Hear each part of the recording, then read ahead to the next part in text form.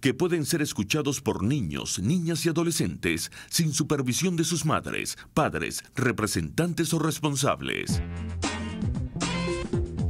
En este espacio se habla de la propiedad privada, del Estado de Derecho, de la economía de libre mercado. Se habla de principios y funciones de la libertad en todos los ámbitos de la vida nacional. Aquí se habla libertad. RCR presenta Aquí se habla libertad, con Rocío Guijarro y Víctor Maldonado.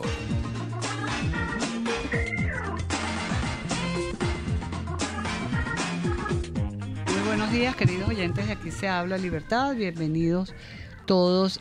Hoy viernes 29 de marzo, ya terminando el mes más bonito del año. ¿Hasta cuándo, Rocío? Como siempre, queremos agradecer en la Dirección General de la Estación a Jaime Nestares, en la gerencia de producción a Willy Zarcaya, en la producción Kenger Jaramillo, en los controles César Arteaga.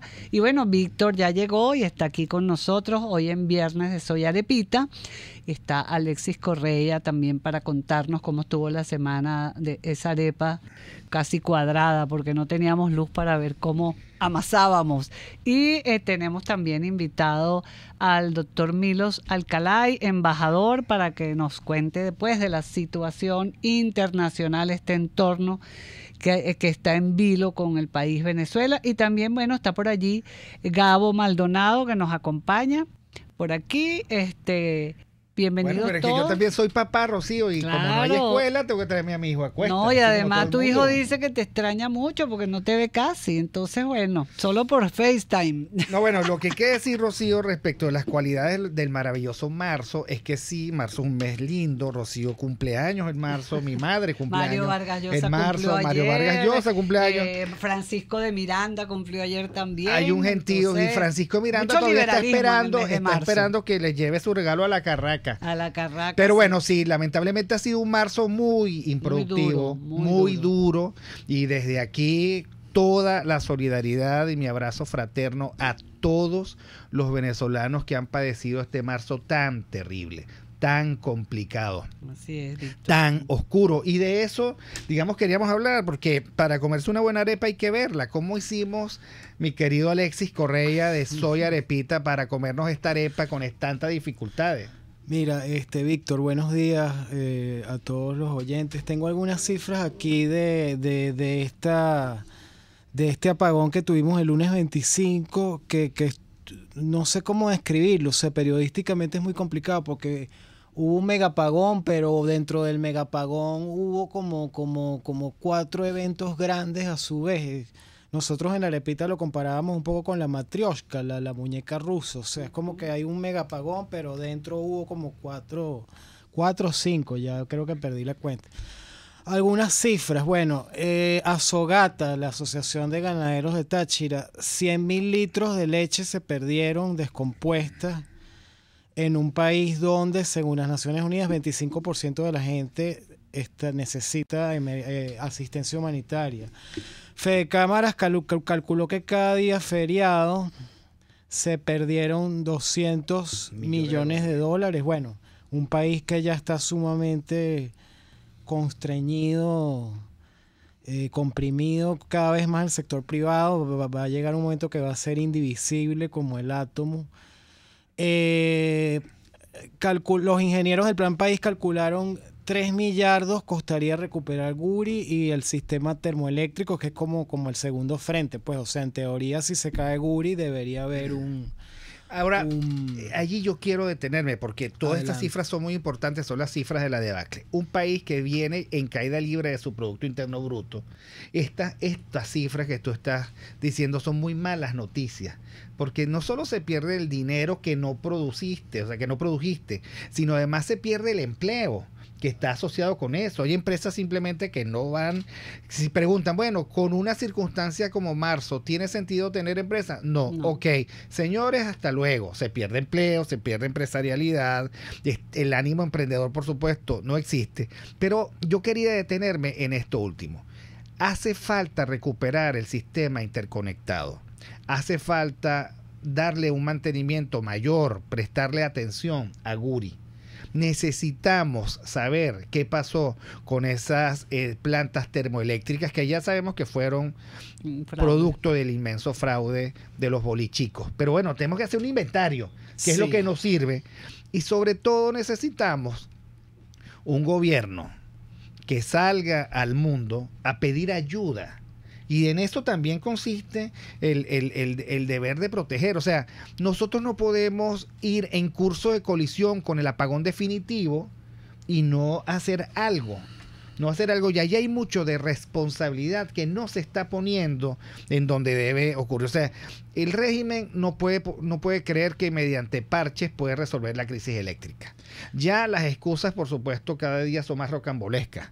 Lo último, el disparo en fusil, la verdad, es insólito. Pero no caigamos en eso. ¿Qué estás haciendo para salir de la crisis? Porque tú dices, bueno, hay que comprar, qué sé yo, un dinamo en China. Ok, ¿cuánto tarda el dinamo? Bueno, tarda 3 meses. Bueno, ¿cuándo lo vas a pedir, hermano? ¿Cuándo vas a pedirlo? Sí, ¿cuándo vas a pedir aquello que hace falta? ¿De dónde vas a sacar el dinero? O sea, ¿quién lo va a aportar? ¿De dónde? Porque, o sea, todo eso es lo que hay que poner sobre la mesa. Y yo creo que el país ahorita está en un detente terrible, que es precisamente esa lógica de trincheras que yo he venido advirtiendo. Y que el país no resiste porque la gente igual está padeciendo mucho, se están muriendo los que no deben. Entonces, bueno, creo que a eso es precisamente lo que hay que prestarle atención. Así es. Quería dar, 3 daticos más. 3 fallecidos hasta ahora es la cifra de Médicos por la Salud, la ONG. Fueron 3 personas de la tercera edad, 2 en Maracay, 1 en el hospital militar. 3 personas de tercera edad que tuvieron una muerte muy poco plácida y que se suman a los crímenes de lesa humanidad.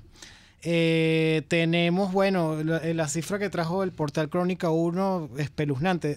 Marzo, que no es un día, marzo no es un mes aparte de ser el mes de Rocío, no, que yo sepa, no es un mes de vacaciones, solo hubo 8 días de clase, sí. De 31 días. Además, ahí hay otra cosa que hay que decir, no tiene sentido, dar una clase hoy, parar 10 días, porque es que el acto pedagógico es un acto de acumulación, claro, de conocimiento, o sea, de involucrarte a ti en una dinámica en donde tú vas no solo aprendiendo de memoria cosas, que es lo de menos, sino vas adquiriendo carácter, vas incorporando herramientas para la vida. Todo eso está también interrumpido. Y se le está haciendo un daño terrible. Tampoco puede ser que la única respuesta sean los tweets madrugadores del responsable de la comunicación del régimen que dice, bueno, y hoy tampoco hay clase. O sea, uno aprecia en los dos flancos una despreocupación absoluta por los daños terribles que se le están provocando al país de verdad, al que vive aquí, en cosas importantísimas como, la rutina productiva, la rutina educativa. Y a mí me parece, por lo tanto, que el llamado de atención es, señores, los tiempos no dan para esto que ustedes están planteando, ni uno ni otro. Así es. O sea, hay un llamado a una herramienta, el gerencial, que se llama sentido de urgencia. A esto hay que darle sentido de urgencia, porque el aguante de la gente, no es el primero, son 7, 8 años, Rocío, de recesión, de caída del producto, de caída de los servicios, de hambre acumulada y de enfermedad, que tú no le puedes pedir a gente así. Y por eso el estado de ánimo de la gente es de tanta desolación, desasosiego. Pero la gente dice, no aguanto más, lo único que tenía era un bombillo, ahora, que el bombillo tampoco me alumbra. El tema del agua, ¿no? Y además que, se incorpora la gravedad del agua, que ya venía racionada y ahora prácticamente ya no hay. Cuéntanos, Alexis, ¿qué sabes también del agua? ¿Cuánto tú estás pagando cisterna, Rocío? Me están pasando el dato que son $50 aproximadamente. Pero a mí me habían dicho que eran como $100 las cisternas, y muchos edificios dicen que es muy costoso, entonces, esperan que llegue el agua. Y que ojalá llueva, y no llueva café, que llueva agua. Sí. que está gravísimo el tema del agua, bueno, producto de todo este despelote que es este régimen. Caracas es una ciudad alta y solo el agua no llega aquí de milagro, hay que impulsarla pues con unas bombas. Sí. Yo quisiera destacar la noble, bueno, estamos cada vez más dependientes de 2 obras de la Cuarta República muy nobles que ya están, digamos, se están sosteniendo con alfileres, que son Guri y el metro. O sea, el metro, si no hay metro es imposible que haya clases o trabajo en Caracas. Entonces lo vimos esta semana, pues no es imposible que haya actividad en Caracas si no hay metro, porque todo el resto del sistema de transporte terrestre ya prácticamente no existe. Y lo mismo con el sistema eléctrico, pues ya de las cifras que le escuché a los ingenieros, 60% de la electricidad que se produce en Venezuela viene de Guri en este momento. Entonces, si Guri le pasa algo, va a colapsar todo el país, ya lo hemos visto. Sí, volvemos a los tiempos de la caza, la pesca y la recolección, ¿no? Un sistema sobrecargado porque todo depende del Guri, entonces eso causa las explosiones de transformadores que estamos viendo a cada rato. Bueno, y por cierto, Alexis, una pregunta, tú que estás siempre sobre la noticia, ¿ya cambiaron el gabinete? Chico, ¿verdad? Ya eso a mí se me había olvidado. ¿Vale? Porque en este momento, o sea, en un país serio, cuando hay crisis de gabinete, que son crisis provocadas, llega el vicepresidente, como aquí llegó, y dice, señores, el presidente de la República nos ha pedido a todos la renuncia. Y comienza entonces un proceso de negociación con el país para superar una crisis. Por eso pregunto, eso fue hace como 8 o 10 días. Más días. ¿Qué ha pasado con eso? Una situación grave porque renunciaron a los ministros, lo que significa que no hay gabinete. Así es. Y no hay eso sucedió en algunos países europeos, en donde hay una crisis, los ministros renuncian, pero hay funcionarios públicos de carrera. Y Italia, que ha sido un país de huelgas, resulta que pueden renunciar los ministros, pero el funcionario público continúa haciendo, aquí no hay, porque se ha destruido la capacidad de que los funcionarios públicos. Entonces estamos sin gabinete. Claro, el gabinete anterior tampoco decía mucho, porque aquí la pirámide era lo que diga el comandante en jefe, lo que diga antes Chávez y ahora Maduro, y los demás ministros, en vez de oponer una presentación profesional, lo que hacían lo que usted diga, mi comandante. Y entonces, bueno, pero se queda evidenciado no solamente que no ha designado a los ministros, sino que teóricamente con la renuncia no hay ministros. No hay, estamos en una crisis de gabinete ministerial, pero se resuelve sin ese sentido de urgencia que merecería institucionalmente una crisis de gabinete ministerial. Es un régimen usurpador, no importa que no nombren a nadie, que total que no. Obviamente, Rocío, o sea, pero como todo, igual Rocío. Igual va a ser ineficiente. Claro, pero allí es donde están las señales que hay que darle al país. Efectivamente, estamos frente a un régimen usurpador, de facto, ejerciendo el poder. De facto significa sobre el uso o montado sobre la fuerza. Ahora, este régimen de facto tiene el control de facto del sistema interconectado nacional de electricidad. Y de facto debería, por lo tanto, darnos soluciones, porque no puede ser que sobre el uso de la fuerza esté montado también el uso de la indiferencia hacia el país. Entonces ese es el problema. Entonces, uno esperaría por lo menos que hubiese un nicho mínimo de consenso país, en el sentido, ok, nosotros nos caemos a piña en el 99% de las cosas, pero en la electricidad, yo, régimen de facto, busco a los mejores de este país que están disponibles y están dispuestos a dar la solución. Quisiera referir, por ejemplo, el caso, yo fui embajador en Rumania inmediatamente después de que el otro Nicolás Ceausescu, fue fusilado por su propio. ¿Tú estabas allí cuando lo fusilaron? No, yo fui pocas semanas después. Presenté mis credenciales al Frente de Salvación Nacional de Johnny Liesco y de Petre Roman. Pero el tema es el siguiente, el sistema, no solamente Rumania, sino el sistema comunista de la Europa colapsó porque el sistema no daba. Sin embargo, tú veías que Ceausescu nombraba como ministro de salud al mejor médico, nombraba como ministro de transporte al mejor ingeniero en materia vial, nombraba como ministro de Relaciones Exteriores al mejor diplomático, pero a pesar de tener buenos profesionales, el sistema colapsó porque no daba respuesta a la necesidad que hizo que se diera la glasnost, la perestroika en la Unión Soviética y en los otros países del este. Pero en este caso no solamente que el sistema no da, sino que además las personas es como una especie de carrusel. El que fue ministro de Educación ahora es ministro de la Comuna, el que luego de ministro de Comuna. Ahora, es increíble, Rocío, porque tú ves el discurso, el último discurso de Ceausescu era, ey, un momentico, está bien, les aumentó el salario, el doble, el triple, y la gente se le venía encima. Le gritaba a Nicolás, le decía, aumentales el sueldo. Y después le decía, y la primera combatiente de allá, le decía al pueblo, cállense que está hablando Nicolás. Bueno, hay que ver Ceausescu. Hay que ver ese último discurso. Hay que verse en ese Hay que verlo porque es que la gente pregunta, ok, ¿cómo sé yo que estamos en tiempos de colapso? Bueno, y quizás hay una serie que ahora salieron más las películas, porque en aquel momento estaban medio autocensuradas. Cuando el juicio amañado, ciertamente, le hacen ya Nicolás Ceausescu. Estaba deprimido, y la que respondía era Elena Ceausescu. Y entonces le decía, apuntándolo, pero si usted lo nombró ministro de Defensa mi marido, y apuntaba al otro, pero usted lo ascendió a general mi marido, y al otro decía, pero usted, ¿cómo es posible? Es decir, todos los hombres fieles de Ceausescu fueron los que juzgaron a Ceausescu. Y lo juzgaron rapidito, por cierto, allí sí tenían sentido de urgencia. Vamos al corte y ya regresamos. Aquí se debaten temas de interés nacional e internacional. Aquí se habla libertad, con Rocío Guijarro y Víctor Maldonado. Solo por rcr.tv, la radio que se ve. Sintonícenos a través de Periscope, @RCR750, la radio que se ve. Cuando hablamos de Honda, hablamos de Distasi Motors, el concesionario Honda que pica adelante en precios, condiciones y servicio.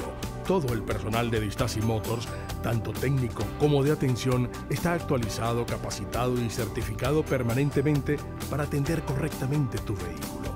www.distasi-honda.com.ve. Distasi Motors, tu concesionario Honda en Los Palos Grandes. En el restaurante Lon Low se atienden los comensales más exigentes con todo placer y piden sus platos a su gusto, pero si quieren algo y no está en el menú, se lo preparan a su gusto y al momento. Y los jueves, viernes y sábados hay música en vivo y bailable. Come, baila y goza en Lon Low, Santa Mónica, Avenida Teresa de la Parra, calle Rufino Blanco Fombona, a la derecha después del centro comercial. No te equivoques, parece chino pero no es. Bar Restaurant Lon Low, poquito pero sabroso, Ideas para alcanzar un país con libertad económica, democracia política y seguridad jurídica. Aquí se habla libertad, con Rocío Guijarro y Víctor Maldonado. Solo por rcr.tv, la radio que se ve.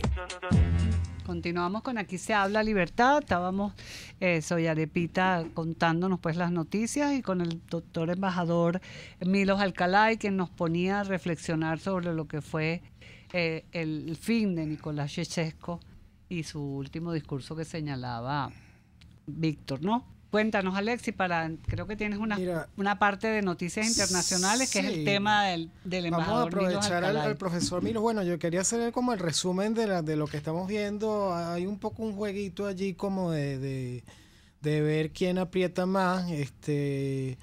Estados Unidos aumenta la presión día tras día, sanciones. Ayer tengo entendido que el último tipo de sanciones es a empresas petroleras no estadounidenses que estén negociando petróleo venezolano. Mientras tanto, bueno, el juego interno es presionar al presidente encargado, Juan Guaidó, cercar su entorno más cercano. Vimos lo que pasó con su jefe de despacho, su mano derecha, el señor Marrero, que ayer Roberto Marrero, le privaron de libertad definitivamente por 3 cargos, que creo que ni siquiera fueron los 3 cargos por los que lo allanaron, sí. Y la inhabilitación política de ayer es un nuevo ingrediente, más allá de que nadie se cree que Elvis Amoroso sea un contralor legítimo ni serio, pero es un nuevo paso. De facto. Sí. Es un nuevo paso en este choque en el que parece ser que el régimen de Maduro está viendo hasta dónde puede, digamos, cercar a Guaidó para ver qué hace Estados Unidos. Estados Unidos sigue con su presión, con sus sanciones. Tuvimos esta semana una gira bastante colorida de la primera dama, de Fabiana Rosales. Dio mucho que hablar por el tema del fashion, Rocío. No sé si estuviste pendiente. Bueno, no estuve pendiente del fashion, me extrañó. Yo dije, oye, no he visto nada de críticas positivas y negativas. Bueno, sobre, algunos están pidiendo el cese de, ¿cómo que se llama? Roland Carreño. No, Roland debe estar asesorando en todo lo que es el fashion y los outfits. Algunos dicen que se parece mucho a otra. Y entonces eso no le está haciendo bien. Pero bueno, este no es un programa de fashion. Pero aquí en todo caso, para el profesor Milos también está la situación diplomática, que está bien complicada, porque es una situación inédita que creo que nunca habíamos visto esto. De esto se va a escribir en los libros de diplomacia del futuro. O sea, cómo se resuelve esta situación, quiénes son estos señores que ha designado la Asamblea Nacional. ¿Qué cargos tienen exactamente? ¿Son embajadores? ¿Son representantes de Guaidó? Parece que Alemania esta semana no dijo que no iba a reconocer como embajadores, que de hecho prácticamente ningún gobierno, con algunas excepciones, ha reconocido como embajadores como tal, porque son embajadores que no tendrían funciones o que no pueden hacer trámites. Entonces, ¿cómo lo ve el profesor Milo? Bueno, mira, yo comenzaría señalando tu interesante, importante apreciación de atrás hacia adelante. La situación que vive Venezuela es absolutamente inédita.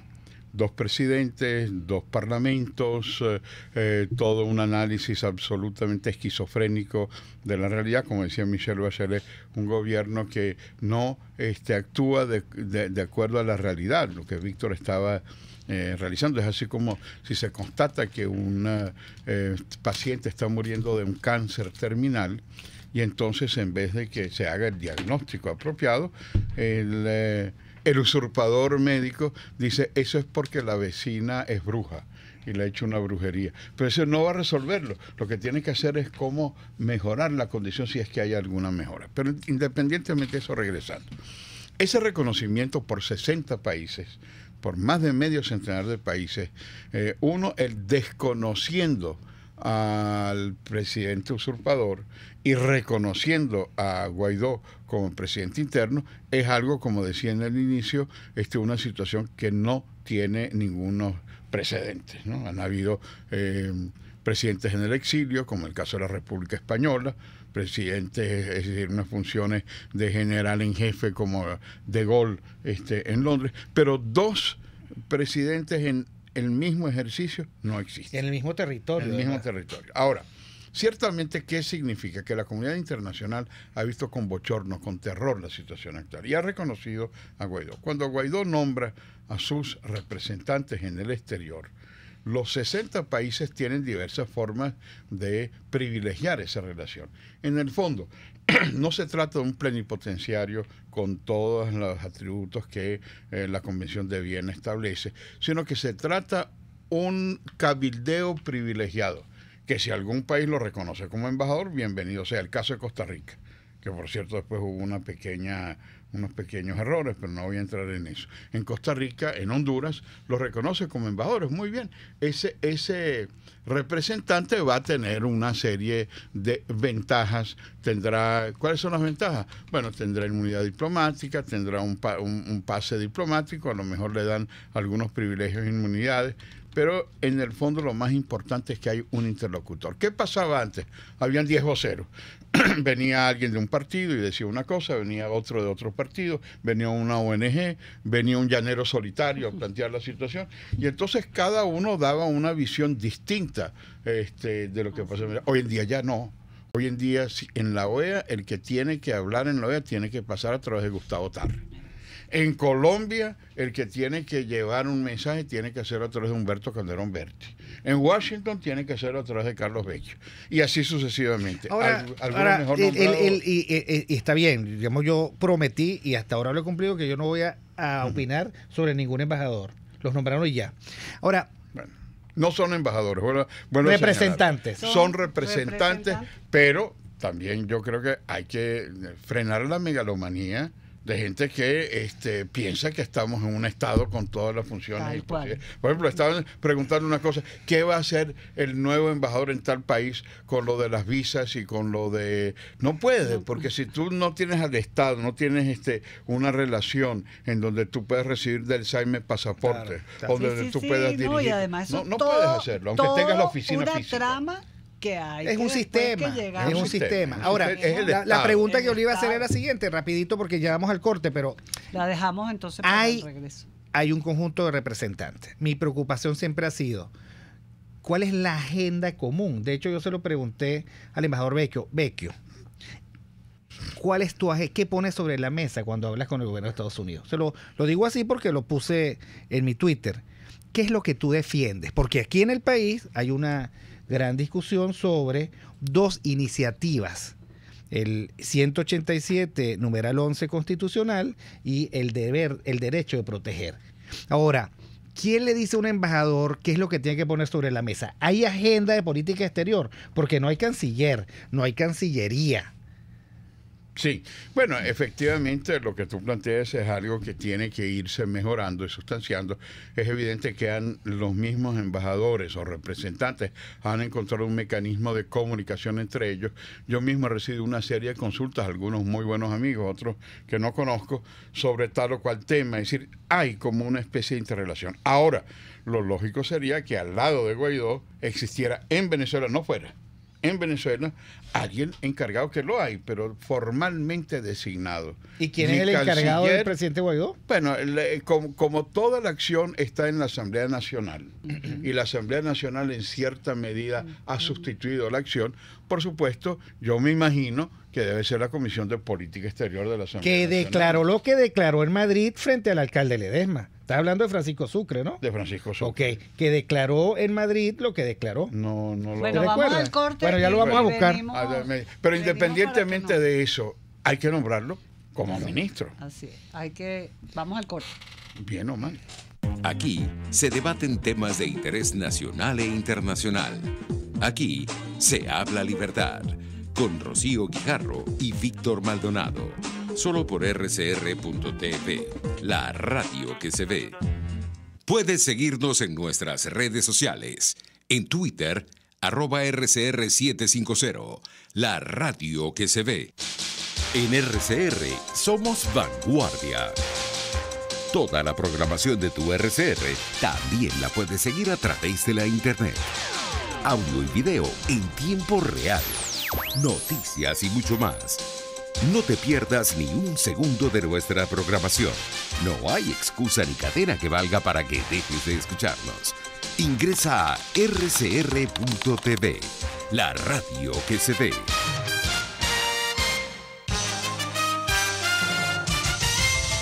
Informe RCR presenta titulares. Elliot Abrams, encargado especial de Estados Unidos para Venezuela, indicó que las personas que creen que es un chiste que todas las opciones están sobre la mesa no deberían poner al presidente de Estados Unidos a prueba. Luis Almagro dice que de realizarse elecciones libres en Venezuela, habría que elaborar un proceso electoral nuevo y desde cero. 28 soldados rusos llegarán este viernes a Ciudad Guayana. El Reino Unido reconoce a Juan Guaidó como presidente interino de Venezuela. El secretario general de la ONU, Antonio Guterres, está preocupado por las restricciones que están sufriendo los líderes opositores en Venezuela. Jesús Armas, exconcejal de Caracas, calificó de dramático lo que está ocurriendo con la falta de distribución del agua potable en la capital del país por efecto del mega apagón. El día de hoy no se pueden encender las bombas del acueducto metropolitano porque sencillamente las cargas de energía no han estado totalmente estabilizadas. Ayer lo intentaron y sencillamente se dispararon las protecciones del acueducto metropolitano y no se pudieron encender las bombas. Entonces probablemente tengamos de 24 a 48 horas más sin agua en nuestra ciudad, y eso va a depender también mucho de si el sistema de energía logra estabilizarse. Frente a eso, pues podría llegar a ser algo terrible. Como tú sabes, dentro del área metropolitana no tenemos fuentes propias de agua, toda nuestra agua viene o del estado Aragua o del estado Miranda, y por eso hemos visto estas escenas dramáticas de la gente recogiendo agua del Guaire o estas largas colas en la Cota 1000, que a pesar de que pareciera ser que esa fuente de agua pues pudiese ser muy sana por venir del Ávila, pero la verdad es que allí no hay ningún estudio de calidad de agua que nos diga efectivamente si esas aguas no están infiltradas, si esas aguas son realmente potables, ¿no? Más allá de nuestras fronteras, la primera ministra británica Theresa May pidió hoy en el Parlamento el apoyo de los diputados a su tratado sobre la salida del Reino Unido de la Unión Europea, por considerar que es la última oportunidad de garantizar el Brexit.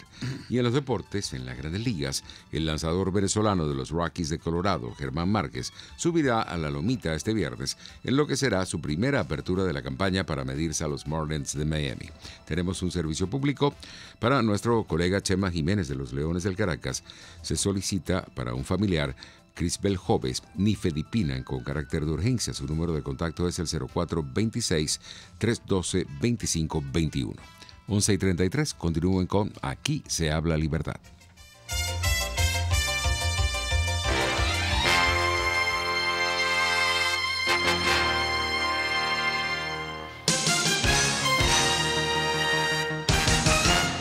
Estar bien presentado, lucir bien, proyectar la imagen ideal de nosotros mismos nos brinda seguridad. Por eso en Perfumerías Las Villas contamos con todos los productos que necesitas para realzar tu personalidad, tu esencia, tu naturaleza. Perfumerías Las Villas, siempre hay una a tu lado. Perfumerías Las Villas, tu cómplice de felicidad en belleza cosmética y cuidado personal. En la Gran Feria Santo Cristo de la Grita no solo consigues verduras, frutas y hortalizas cultivadas en los páramos andinos, también te ofrecen pan andino, café, ajos pelados, azúcar, papelón y mucho más. Acércate los viernes y sábados a la avenida Francisco Pimentel de Santa Mónica, al lado de la Casa Comunal, para comprar calidad al mejor precio. Gran Feria Santo Cristo de la Grita, economía y calidad. RCR 750 AM, porque lo bueno une. Usted está escuchando Aquí se habla libertad, con Rocío Guijarro y Víctor Maldonado. Síganos en Twitter y Periscope, @RCR750, la radio que se ve. Bueno, y continuamos con Aquí se habla libertad. Hoy con el embajador Milos Alcalay, atendiendo al tema internacional que está, como decía Alexis Correa, de Soy Arepita, bastante complicado. Yo escuchaba también, bueno, Víctor le había dejado una pregunta al aire. De nuevo, no, y a mí me parece importante. Rocío planteaba una hipótesis que me parece plausible. Ni Rocío ni yo vamos a terminar diciendo que esa es la verdad. Pero hay una hipótesis. La agenda de política exterior de los representantes del presidente Guaidó están alineados en una lógica de la no intervención. La pregunta que yo hago es, ¿y si con una presidencia tan virtual y tan precaria, porque efectivamente no tiene los elementos de facto, tiene sentido que esa sea el centro de la agenda de política exterior, la no intervención? Mira, evidentemente no es solamente la no intervención. Uno de los elementos, y tú señalabas, y estoy totalmente de acuerdo, hay que ir definiendo la agenda internacional del gobierno interino. ¿Por qué? Porque lo internacional hoy es un tema tan importante. La solidaridad internacional que ha recibido la oposición democrática venezolana es tan increíble que ninguna otra oportunidad en el mundo se ha dado en la forma en que se está dando. Gobiernos que reconocen a Guaidó como presidente interino es una forma de respaldar el futuro de Venezuela. Ni siquiera en la época del apartheid, que todos condenaban, gobiernos europeos, por ejemplo, habían establecido lo que estableció la Unión Europea con el caso de Venezuela. Por supuesto, condenaban todos el apartheid, pero algunos mantenían relaciones con el gobierno de África del Sur. Aquí en Venezuela no. Entonces, eso significa que no hay una de las componentes, no la única, es la componente internacional. Y para evitar las contradicciones es necesario ir puliendo mejor, no digo que no exista, pero puliendo mejor una agenda internacional con profesionales, no solamente con políticos, sino que puedan establecer errores garrafales que no vengo yo a destacarlos, que se ha hecho. Tú puedes ser un buen internacionalista, pero no por eso ser un buen diplomático, o puedes ser un buen político y no por eso tomar las decisiones diplomáticas. Hace falta una especie de profesionalización, como en todas las áreas. Ese es el primer punto. El segundo punto, ya más concreto, es el siguiente. Una intervención militar no se anuncia. Tú no puedes decir, porque hay en la doctrina internacional un cambio de perspectivas de lo que era el siglo XX, porque han habido demasiados escándalos de genocidio. La comunidad internacional no quiere que se repita una Ruanda. La comunidad internacional no quiere que se repita el drama de los Balcanes. La comunidad internacional no quiere que se repita lo de Siria o lo de Libia. Entonces, evidentemente hay un entorno, en la medida en que se pueda resolver a través de presiones, y si con las presiones no se puede, con sanciones, y si con sanciones no se puede, con cargas financieras, y si con cargas financieras no se puede, con reconocimiento. Hay que agotar todos los recursos. Hay que agotar todos los recursos. Pero igual que no se puede decir cuándo viene la intervención militar, no se puede decir lo contrario. No va a haber intervención. Depende. Si lo que sucede, y este es un régimen tan absolutamente desequilibrado que uno nunca sabe cuándo va a haber una situación tan grave que cruce la línea roja de una comunidad civilizada. De manera que ni anunciar una intervención, ni anunciar la no intervención. Ni tener como política el no se puede. Por supuesto, a eso porque me refería. a lo segundo que me parece importante preguntarle, bueno, ¿qué hace un embajador o un diplomático? Abre opciones donde no las hay. Busca alternativas donde antes no se pensaron. De eso se trata. Así es. Si tú vas con todos los plazos cumplidos, los cambiamos por unos robots o por unos mensajes de Twitter y listo. Y además de eso, es lo mismo. La diplomacia es arte y ciencia. Es arte en el sentido de un trabajo de hormiguita. Estos representantes nuestros tienen, si es que no lo tienen por actividades anteriores, tienen que irse forjando relaciones no solamente con el gobierno, sino con la oposición, con los parlamentarios, con la sociedad civil, con los medios de comunicación social. Y eso no es como soplar y hacer botellas, es un trabajo permanente. Tienen que buscar cómo participar en las recepciones, cómo opinar, porque no somos el ombligo del mundo. El trabajo de ellos no es solamente decir lo mío, sino cómo yo puedo entrar, lo que señalábamos antes en las noticias, cómo entro yo en la crisis del Brexit y cuál es la situación que el gobierno interino puede buscar en la búsqueda de la integración europea. Es decir, es arte, pero es ciencia también. Hay una serie de acuerdos de compromisos internacionales que tú tienes que cumplir. Y finalmente, en lo que tú señalabas, que estoy totalmente de acuerdo, tú tienes que seguir instrucciones. ¿Cuál es la estrategia internacional?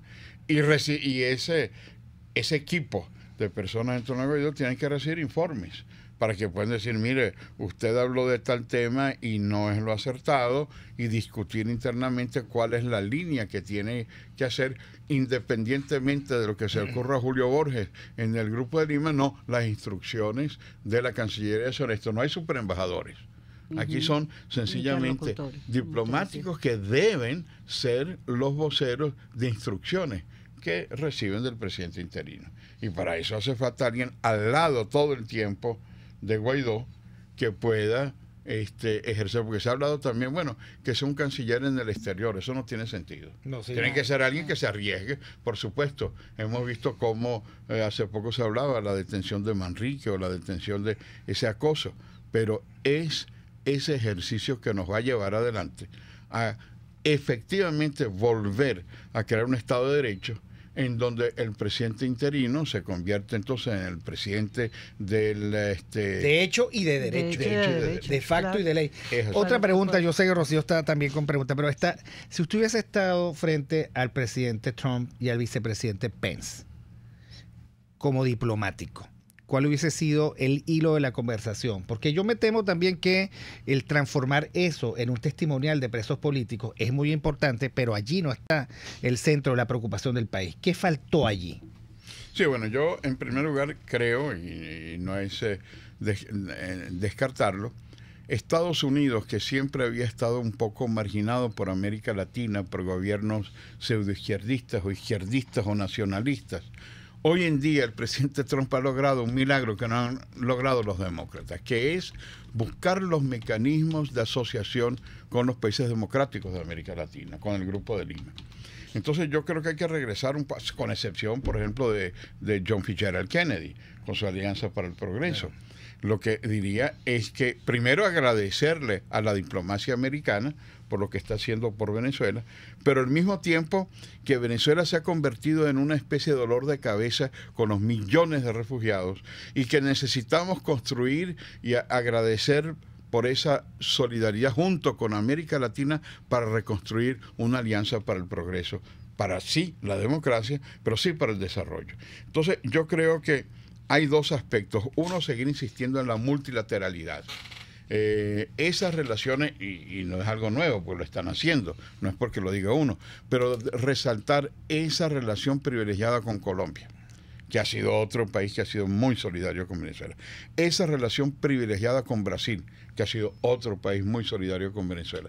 Esa solidaridad con el Grupo de Lima, con la OEA, volver a rescatar el peso del máximo organismo hemisférico a nivel multilateral, sobre todo con un secretario general como Almagro, que lo tiene. Esa es una de las cosas que le diría a Trump. El segundo tema fundamental es el que se pueda convertir dentro de la dimensión, la dinámica, todo lo que es la reconstrucción de Venezuela, que es otro tema fundamental.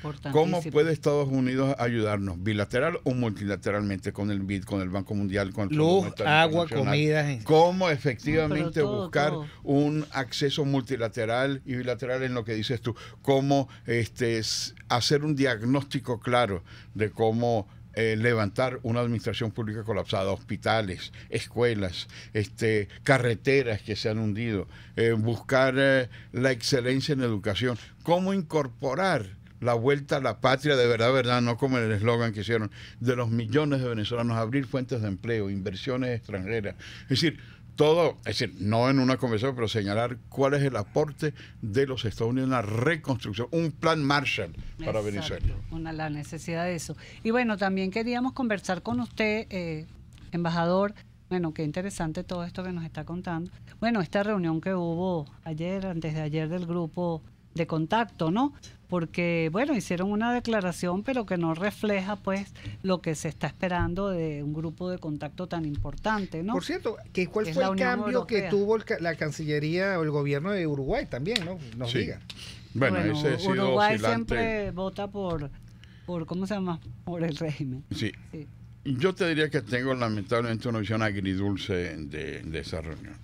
Digo agridulce porque a pesar de los elementos de solidaridad que se dieron, hay un retroceso, sin lugar a dudas. Y no porque lo diga yo como analista, sino porque en el mismo Parlamento Europeo ayer hubo una ruptura y una crítica muy fuerte después de una coincidencia. Por primera vez en mucho tiempo, Parlamento Europeo, Comisión Europea y Consejo Europeo estaban en la misma línea de pensamiento en relación a Venezuela. En el pasado, quiero aprovechar para destacar que desde el inicio el Parlamento Europeo ha seguido con una inmensa solidaridad a través de los grupos políticos la situación con Venezuela, pero no así la Comisión.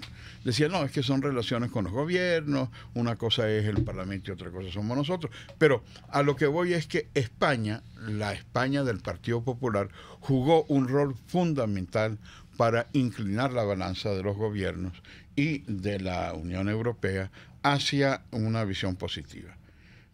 Yo creo que el presidente Sánchez ha visto el error y en la campaña electoral que va a tener, porque en España la opinión pública es muy clara de lo que sucede en Venezuela. Y él tiene como que arrimarse. Pero lamentablemente hay un canciller que es una especie, y me van a perdonar si me excedo en mi línea diplomática más como analista político, un Zapatero 2, que es el actual ministro de Relaciones Exteriores de España, Borrell.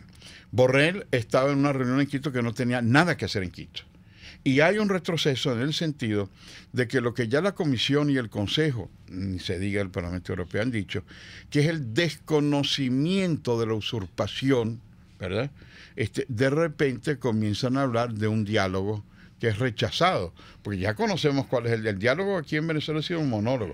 Como diplomático yo no puedo estar en desacuerdo en la búsqueda de una solución pacífica. Claro. Por supuesto que yo creo en el diálogo, pero el que no cree en el diálogo es el actual gobierno, que ve los mecanismos de proyectar su monólogo, oxigenarse y burlarse del Papa, burlarse de los cancilleres europeos en Santo Domingo, y ahora se quiere burlar también de la Comisión. Entonces, vuelvo para no ser totalmente duro con esa reunión.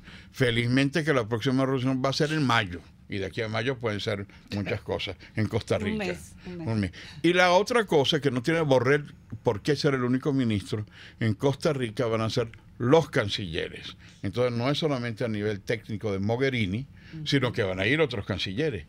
Lo que nos va a llevar, y concluyo con esto, antes de que España entrara a la Unión Europea, habían países que se solidarizaban con América Latina, en especial Alemania e Italia, porque no estaba España y porque no estaba Portugal. Cuando entra España a la Unión Europea, los temas de Latinoamérica los lleva desde entonces España. Si el señor Borrell continúa con eso, yo no dudo que pronto tengamos voceros como Francia, como Alemania, en donde cada vez más el peso de la lucha por la libertad, por los derechos humanos, por el espacio va a ser mucho más contundente. Yo les confieso que entre Borrell, Zapatero 2 y la posición de la Cancillería alemana o la Cancillería francesa, me quedo con la Cancillería francesa y con la Cancillería sin tocar a otros países que están jugando ese papel. Vamos al corte y ya regresamos con el profesor Milos Alcalay. Aquí se debaten temas de interés nacional e internacional. Aquí se habla libertad, con Rocío Guijarro y Víctor Maldonado. Solo por rcr.tv, la radio que se ve. Puedes seguir nuestra programación a través de rcr.tv, la radio que se ve. Quiero invitarte al restaurante Távola Calda La Lagunita, simplemente porque la vas a pasar muy bien. Los platos de su chef conjugan a la perfección el Mediterráneo con el Caribe, las porciones generosas y el ambiente es cálido y familiar. Comprueba que bien vale la pena en Instagram, @Távola Calda La Lagunita, la experiencia gastronómica que siempre querrás repetir. RCR 750 AM, porque lo bueno une. Ideas para alcanzar un país con libertad económica, democracia política y seguridad jurídica. Aquí se habla libertad, con Rocío Guijarro y Víctor Maldonado. Solo por rcr.tv, la radio que se ve. Bueno, y continuamos con Aquí se habla libertad. Teníamos aquí varias preguntas, no nos va a dar tiempo de tantas preguntas que queremos hacerle al embajador Milos Alcalay, pero Soy Arepita tenía una de ellas.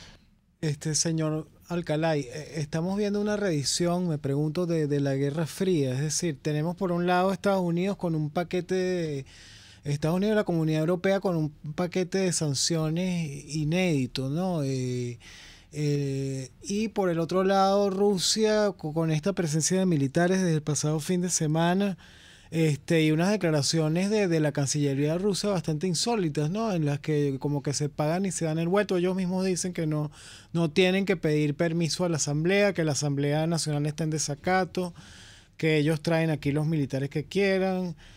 ¿Cómo lo ve usted, profesor? ¿Qué está pasando aquí en Maiquetía? ¿Es el nuevo teatro de la Guerra Fría? Le pregunto. Sí, veo con preocupación porque la Glasnost, Mikhail Gorbachev, incorporó una transformación de la prepotencia de la Unión Soviética, la superpotencia soviética, en búsqueda de la perestroika, en búsqueda de otro comportamiento de Rusia, y efectivamente fue uno de los grandes momentos de transformación mundial. Lamentablemente, por una u otra razón, el gobierno autocrático de Putin, en vez de buscar una relación distinta, cada vez más se parece no a Rusia, sino a la Unión de Repúblicas Socialistas Soviéticas. En segundo lugar, yo fui colega de Sergei Lavrov, el actual ministro de Relaciones Exteriores, y siempre admiré mucho al embajador Lavrov por tratar, te estoy hablando hace 20 años, hace casi 20 años, tratar de buscar un mecanismo equilibrado, basado en el derecho internacional. Pero cuando uno escucha hoy a los representantes diplomáticos rusos, o inclusive la televisión rusa que se ve en la pantalla... Russia Today, el canal. El canal.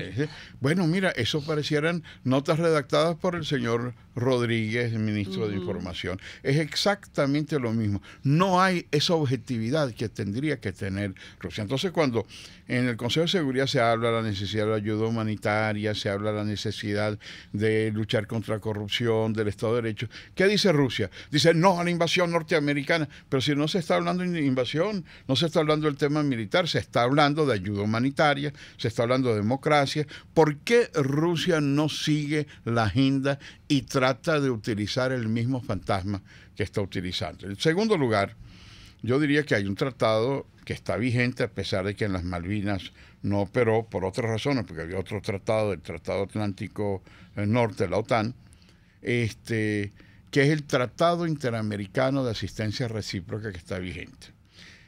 Eso no funcionó porque el Reino Unido hizo en las Malvinas lo que hizo y no se aplicó el tratado. Pero eso no significa que no esté vigente. No puede venir un ejército extrarregional como el ruso, no solamente porque la Asamblea Nacional tiene que aceptarlo. El mismo 187 Ordinal 11 no es solamente solicitarla, sino negarla, claro, en caso de que vengan, como en el caso de Rusia, de China, del Hezbollah, de otras fuerzas que no pueden venir a Venezuela, o un barco nuclear chino, o una situación en donde la Asamblea Nacional no invoque las bases del 187. Pero es que además de la Constitución está el Tratado Interamericano de Asistencia Recíproca, que compromete a que Rusia no puede hacer lo que le da la gana, como dice, sino que tiene que cumplir las bases constitucionales y las bases... Es que lo que es inaceptable, doctor Alcalay. Por cierto, Daniel Lara le manda saludos, dice que usted es un éxito. Daniel, no me lo vas a robar, es mío. Seguro que lo que es inaceptable es que la Asamblea Nacional se niegue a debatir el 187.11. Bueno. Se niegue a debatir en los dos aspectos. Esto es lo inaceptable y esa es la prepotencia que yo, como ciudadano venezolano, rechazo. Y con esto terminamos porque Rocío me está mirando feo. Sí. En la Dirección General de la Estación, Jaime Nestares. En la Gerencia de Producción, Wilip Sarcaya. En la producción, Kenyer Jaramillo. En los controles, César Arteaga. Y hoy gratamente acompañados, por un lado, por @soyarepita y por otro lado con Milos Alcalay. Gracias. Suscríbanse a Soy Arepita, Víctor Maldonado. soyarepita.com, suscríbase, embajador, para que le llegue todas las mañanas. Y le mandas a Rocío la comisión de la semana. Ya, señor. Sí, señor. Hasta el próximo lunes. RCR presentó Aquí se habla libertad, con Rocío Guijarro y Víctor Maldonado. Solo por RCR 750 AM y rcr.tv. En Twitter y Periscope, @RCR750. La radio que se ve.